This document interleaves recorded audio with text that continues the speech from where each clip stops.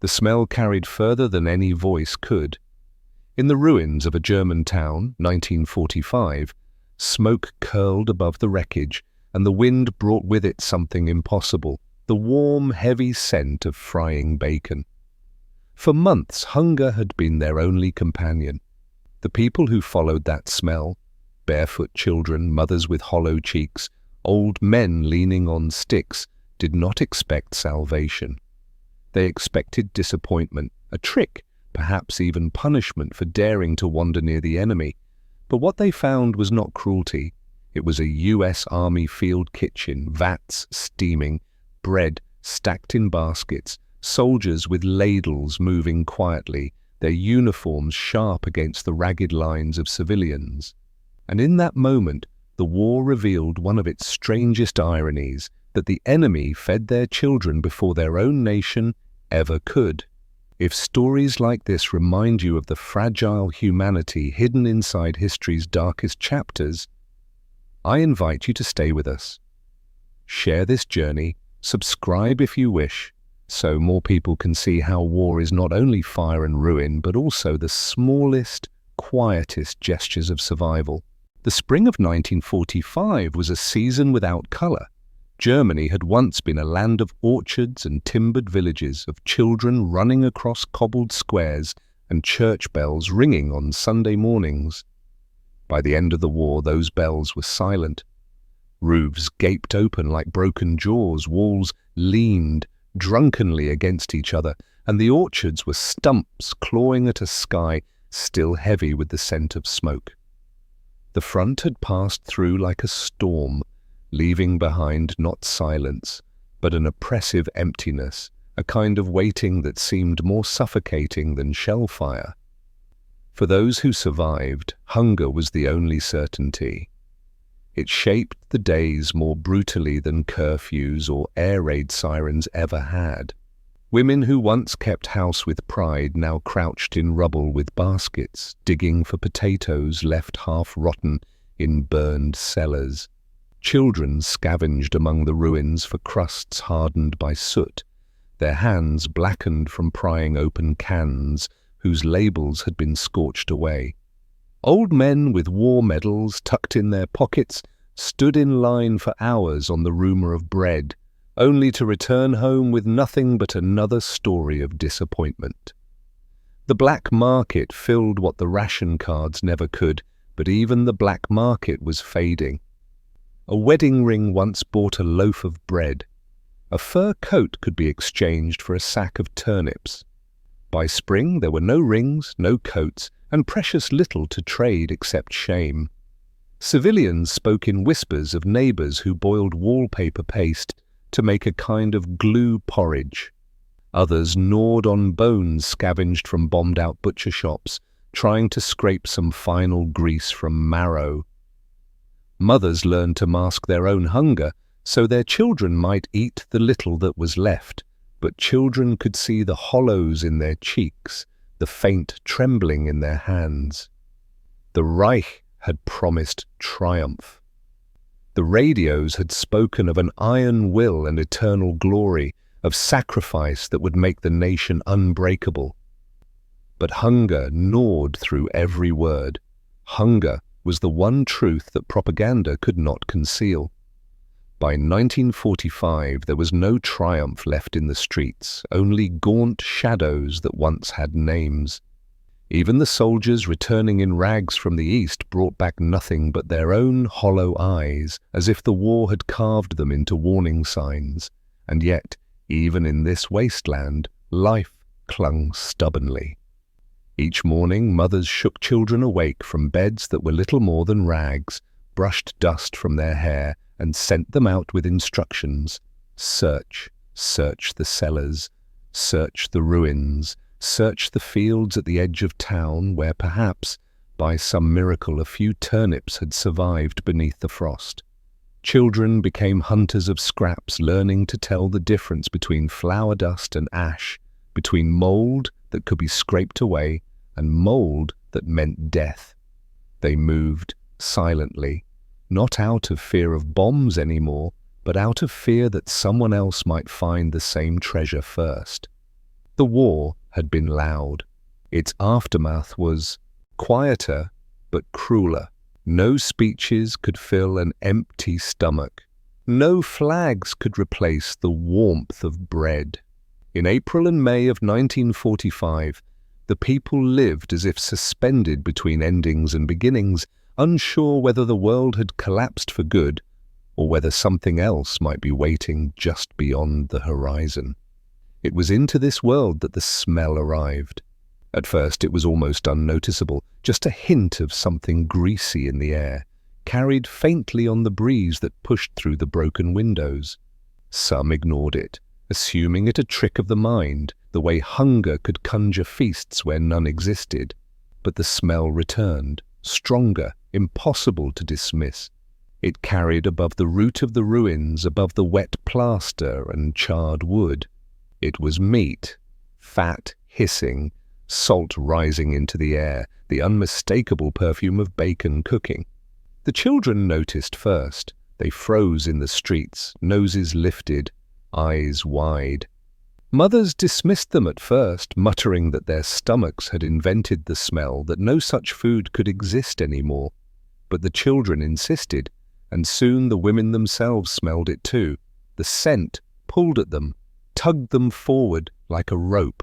Hunger sharpened into something almost dangerous, because to follow that smell meant approaching the enemy. For years, the radio had told them that the Americans would not feed them, but destroy them, that to step near the enemy was to invite humiliation, or worse. And yet in the ruins, with their children's ribs sharp beneath thin shirts, the scent was stronger than propaganda. Step by step, people began to drift from their shattered homes, following the trail of smoke and salt. First a child barefoot on the cobbles, then a mother clutching a tin bowl she had saved, even when everything else was lost. Then others, until a slow procession began to form, drawn toward the impossible. They did not yet know what they would find, only that the hunger inside them could not ignore the smell of bacon on the wind. The procession began without command, without plan, as if instinct had found its own rhythm. Here and there, women emerged from shattered doorways, clutching shawls tight against their shoulders. Children, their faces grey with dust, darted forward and then back again, testing how far they dared to go before their mothers called them close.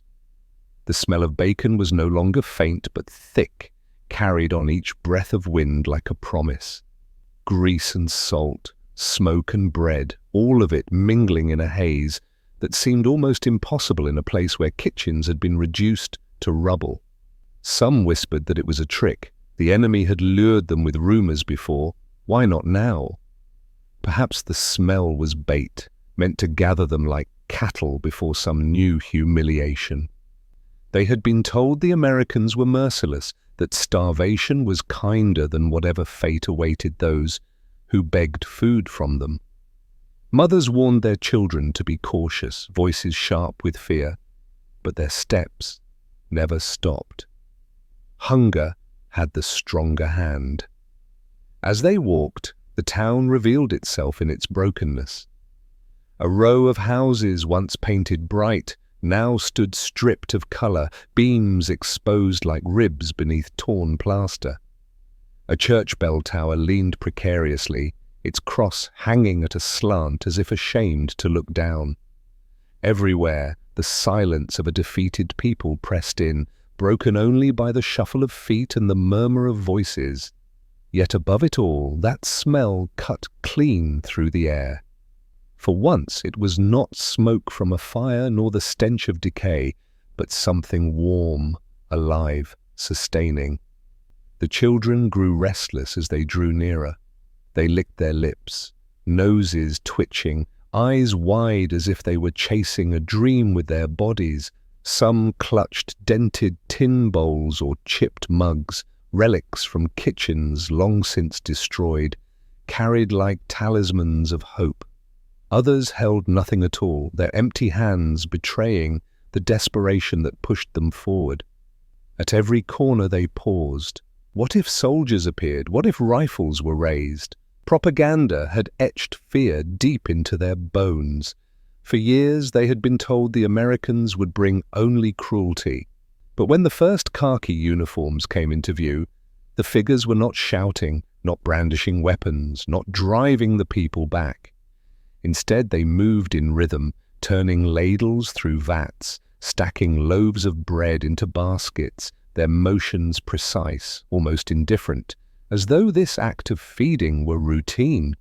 Still, the civilians hesitated. A woman stopped in the middle of the street, clutching her child so tightly that the boy winced, his bowl slipping from his hands to clatter on the stones. All eyes turned at the sound.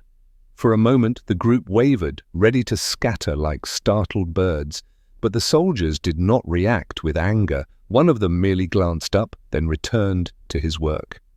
The silence stretched, filled only by the hiss of bacon fat and the scrape of metal ladles against steel pots. It was an mortal old man who took the first step forward. His back was bent, his coat patched so many times it seemed more stitch than fabric, but his hunger had made him braver than fear. Slowly, leaning on a stick, he shuffled toward the line of steaming vats. His progress was slow, deliberate, each footfall echoing in the breathless stillness. When no rifle was raised, no harsh word shouted, others followed. A girl in bare feet, a mother with a baby pressed against her chest, two brothers clutching one bowl between them. The air thickened with unease and disbelief. The civilians crept closer, drawn into a place they had been told never to enter, past the ruins that had been their prison for months. With each step, the smell grew stronger, richer, filling their heads until it felt like a kind of madness. Hunger had burned away shame. Hunger had silenced the lies. What remained was the simple, undeniable need for food. The soldiers barely looked up as the crowd approached. They spoke to each other in English, words the civilians could not understand, but their tone was steady, calm, almost bored. To them, perhaps, this was just another day, another town, another act of necessity. To the civilians, it was unthinkable. The world seemed to sway as two realities collided, the one they had been told to believe and the one steaming before their eyes. The closer they came, the harder it was to resist. Children tugged at their mothers' skirts, urging them forward, eyes locked on the pots where steam rose like an invitation. Their lips parted in disbelief at the sight of bread loaves stacked higher than they had seen in years. The air was so heavy with scent, it clung to their clothes, seeped into their skin, as if they had already been transformed by it. Step by hesitant step, the civilians crossed the invisible threshold between fear and hunger. The wind carried the smell like a beacon, urging them onward. Behind them lay the ruins of Germany, where ration cards and starvation had been their only future. Ahead stood the unthinkable, the enemy, ladles in hand, offering food. The crowd gathered, silent, waiting. None dared to speak, as though words might break the fragile spell. And then finally, a soldier lifted his ladle high, letting the first portion of stew fall steaming into a dented bowl. The impossible had begun. The ladle struck the edge of the bowl with a sound that seemed louder than it should have been, a hollow metallic ring that broke the silence hanging over the crowd. Steam rose in a white cloud, carrying with it the fragrance of meat and onions, potatoes, softened to the point of falling apart. For the boy holding the bowl, it was almost too much to bear. His arms trembled as though the weight of the food itself was greater than his thin body could carry. He looked up at the soldier, waiting for the sneer or the harsh command, but none came. The man simply nodded once, turned, and dipped the ladle again. More bowls appeared, cautious hands stretching forward as if they might be struck down at any moment. Instead, each was filled. The rhythm of it was strange, almost mechanical. Dip, pour, steam. Bread followed, thick slices, rough-edged but warm, pulled from baskets wrapped in cloth. A soldier placed them in waiting hands with the same indifference as one might stack ammunition. For the civilians, it was unthinkable. Bread in abundance, given without demand, without barter, without price. The first bites were hesitant. A woman tore at her bread cautiously, sniffing it before placing it to her lips, half expecting it to taste of ash or soap. But when the crust cracked beneath her teeth, when the soft middle melted against her tongue, her eyes widened. She pressed a hand to her mouth, as though to hold back a sob, and then forced herself to swallow. Another bite followed, faster this time, until her face was wet with tears she could not control. Children ate without hesitation. They shoveled stew into their mouths with bare hands when spoons were absent, letting it dribble down their chins. The heat burned their tongues, but they laughed even through the pain, their eyes round with astonishment. Some of them had never tasted meat that wasn't grey and stringy, boiled beyond recognition. This was rich, salty, spiced, faintly in a way that seemed almost decadent. For a moment, hunger fell away, replaced by the strange, dizzy joy of being full. Laughter began to ripple through the crowd, faint at first, then louder, more insistent. It was not the laughter of mockery or cynicism, but the bewildered laughter of people who could no longer believe what their eyes told them. They laughed at the absurdity of it all, that the enemy who had crushed their towns, whose planes had blackened their skies, was now filling their bellies more generously than their own leaders ever had. The sound echoed oddly in the ruined square, rising above the crackle of bacon on the griddle, a fragile defiance of misery. The soldiers said little. They worked with a brisk efficiency, serving one bowl after another, moving the line forward with practiced ease. Some spared glances at the civilians, perhaps curious at the expressions of disbelief, but none mocked them.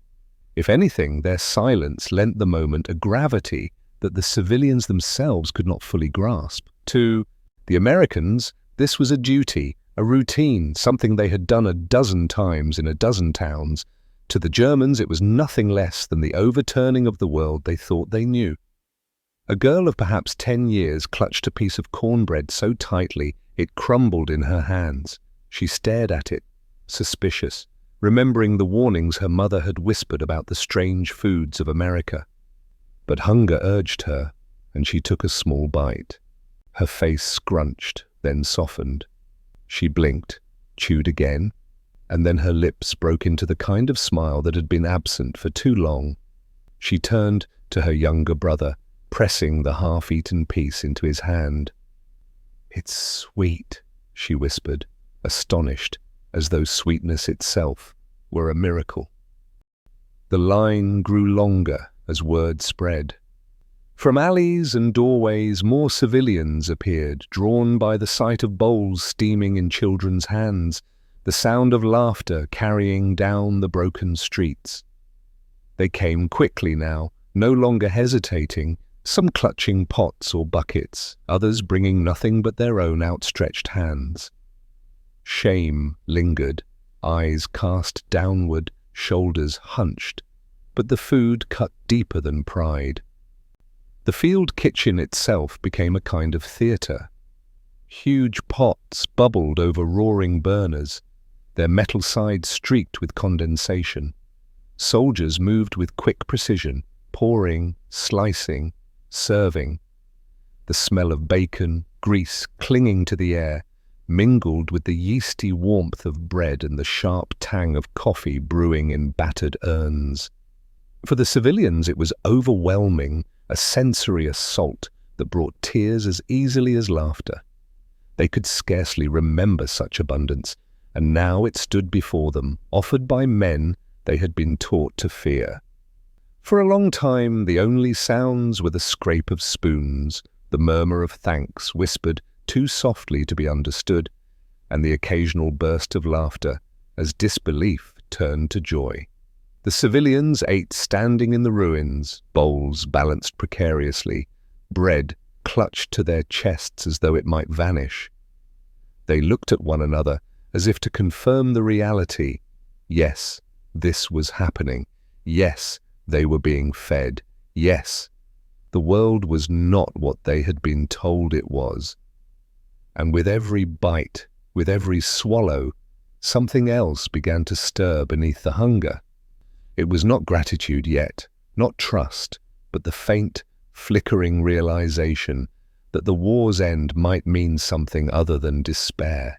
The square still smelled of bacon the next morning. It clung to the stones, to the charred beams that jutted from the ruins, to the very air itself. Even after the field kitchen had been wheeled further down the road to serve another village, the fragrance lingered like a ghost. For the civilians who had eaten there, the memory of it lingered too, not just the taste of warm bread or the richness of stew, but the astonishing fact that it had been given freely. That night, as families huddled in cold rooms stripped bare of windows, the conversations turned over the same impossible details. Was it a trick? Would there be punishment later? Were the Americans softening them with food before some harsher cruelty? The older men clung to such suspicions, repeating them in gruff voices, but their words lacked conviction. They had seen the children's laughter, heard the sound of spoons clinking against bowls, felt their own hunger momentarily silenced. It was harder now to believe the stories that had been drummed into them for years. For as long as they could remember, the Reich's voice had filled every corner of their lives. Posters screamed of the cruelty of the enemy, radios thundered about starvation camps, leaflets warned of humiliation and ruin if surrender came. America, they had been told, was a place of savagery, a land of excess built upon cruelty. Its soldiers would spit in their faces, starve their children, grind their dignity into the dirt. To believe otherwise had been unthinkable. And yet, the enemy had filled their bowls. The enemy had passed bread into their hands without a word of mockery. It was not simply food that was consumed that day, it was certainty. Bite by bite, mouthful by mouthful, the scaffolding of propaganda that had held their world upright began to crack. If the Americans were not monsters, what else had been a lie? If mercy could come from the uniforms they had been taught to fear, then what did that mean about all the years of slogans and speeches? The collapse of an army could be measured in battles lost, in ground surrendered, but the collapse of belief was quieter, subtler, and far more devastating. Some resisted. Pride is a stubborn armor, even when hollowed by hunger. One man spat in the dirt and claimed the food was only bait, a trick to lull them into obedience. Yet the words rang hollow when his own daughter clutched a crust of cornbread to her chest like a treasure, unwilling to part with it even in sleep. Others clung to silence, unwilling to admit aloud the dissonance gnawing at them. But silence too was an admission, and in the days that followed it spread like a shadow. Mothers who had whispered to their children that the Americans were devils now found themselves revising their tales. They did not say it outright, but in softer tones, in the way their hands smoothed their children's hair as they fell asleep, in the way they no longer flinched when a jeep rumbled through the street. The change was evident. The image of the enemy had shifted. No poster, no radio broadcast could erase what a child knew when he had licked stew from his fingers and laughed for the first time in months. It was not forgiveness. No, that was far away still.